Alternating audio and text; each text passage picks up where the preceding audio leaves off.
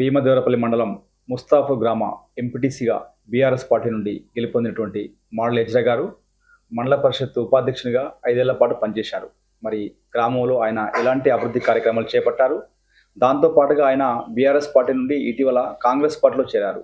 మరి ఆయన రాజకీయ భవిష్యత్తు ఏ విధంగా ఉండబోతుందనే విషయాలు ఆయన మాటలు తెలుసుకుందాం. ఇప్పుడు మండల పరిషత్ ఉపాధ్యక్షులు మాడల ఎజ్రా గారు మనతో ఉన్నారు. అన్న, చెప్పండి, మీరు అసలు రాజకీయంలోకి ఏ సంవత్సరం వచ్చారు, ఎప్పుడు వచ్చారు? నమస్కారం. నేను నా రాజకీయ ప్రస్థానం మొదట జాతీయ కాంగ్రెస్ పార్టీ నుండి స్టార్ట్ అయింది. 1999 నుండి 2019 వరకు కాంగ్రెస్ పార్టీలో కొనసాగిన. కాంగ్రెస్ పార్టీలో ఒక కార్యకర్తగా నేను పనిచేసిన, మండల స్థాయి లీడర్గా పనిచేసిన. తర్వాత 2019లో మాజీ హుస్నాబాద్ శాసనసభ్యులు శ్రీ అలిగిరెడ్డి ప్రవీణ్ రెడ్డి గారు బీఆర్ఎస్ పార్టీలో జాయిన్ అవడం మూలంగా మా పార్టీ హుస్నాబాద్ కాన్స్టిట్యున్సీ ఇన్ఛార్జి కనుక మేము ఆయనతో 2019లో బీఆర్ఎస్ పార్టీలో జాయిన్ అవడం కావాల్సి వచ్చింది. తద్వారా 2019లో స్థానిక సంస్థల ఎలక్షన్స్ వచ్చినాయి.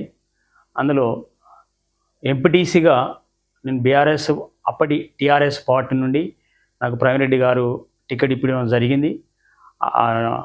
అక్కడ నుండి నా రాజకీయ ప్రస్థానం ప్రజాప్రతినిధిగా మండల స్థాయిలో గుర్తింపు వచ్చింది. ముస్తఫాపూర్ గ్రామ పంచాయతీ ఎంపీటీసీగా, అంటే ముస్తఫాపూర్ గ్రామ పంచాయతీ ఎంపీటీసీగా దాని కింద ఉన్నటువంటి ఆమ్లెట్ గ్రామాలు ముత్తారము, గొల్లపల్లి, ఇవి ముస్తఫాపూర్ కిందకి వస్తాయి. నేను ముస్తఫాపూరు, గొల్లపల్లె, ముత్తారం ప్రజలు నాకు ఓటేసి అత్యధిక మెజార్టీతో గెలిపించినారు. తద్వారా గెలిపొందిన తర్వాత మండలంలో నాకు వైస్ ఎంపీపీగా పదవి కూడా వచ్చింది. అందులో గత 4.5 సంవత్సరాలు, దాదాపుగా 4.5 సంవత్సరాలు నేను టీఆర్ఎస్ అప్పటి పార్టీ ఇప్పుడు బీఆర్ఎస్గా మారింది. బీఆర్ఎస్ పార్టీలలో 4.5 సంవత్సరాలు వైస్ ఎంపీపీగా కొనసాగిన.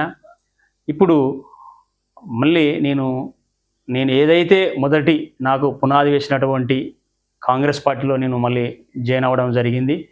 ఆ కాంగ్రెస్ పార్టీ మరి గౌరవనీయులు పెద్దలు ఇప్పుడున్నటువంటి యనుమల రేవంత్ రెడ్డి గారు చేస్తున్నటువంటి సంక్షేమ పథకాల అభివృద్ధిని చూసి మరి నేను మళ్ళీ కాంగ్రెస్ పార్టీలో జాయిన్ అవ్వడం జరిగింది. మరి నేను బీఆర్ఎస్ పార్టీలో ప్రజలకు కొంత నేను సేవ చేయడం కొంచెం వెనుకబడిపోయింది. ఎందుకనంటే మరి రాజకీయంగా కొంచెం ఒత్తిడి జరిగింది. వైస్ ఎంపీగా ఉన్నప్పటికీ కూడా కొంచెం నిధుల విషయంలో మరి ప్రభుత్వం కూడా తక్కువ ఇవ్వడం జరిగింది. నాకు 3 గ్రామ పంచాయతీలో మరి వాటరు అవసరం ఉంటుంది, లైట్స్ అవసరం ఉంటుంది, రోడ్లు డ్రైనేజీలు అవసరం ఉంటుంది. కనుక ఈ యొక్క 4.5 సంవత్సరాల్లో నేను ముత్తారంలో 2020-21కి గాను 1,85,000 ఒక బోర్వెల్ మాత్రమే వేయడం జరిగింది.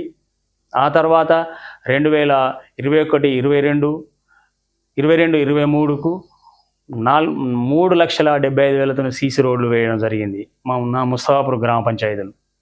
తర్వాత 23-24కు 1,39,000తోటి తండలో ఒక బోర్వెల్ వేయడం జరిగింది.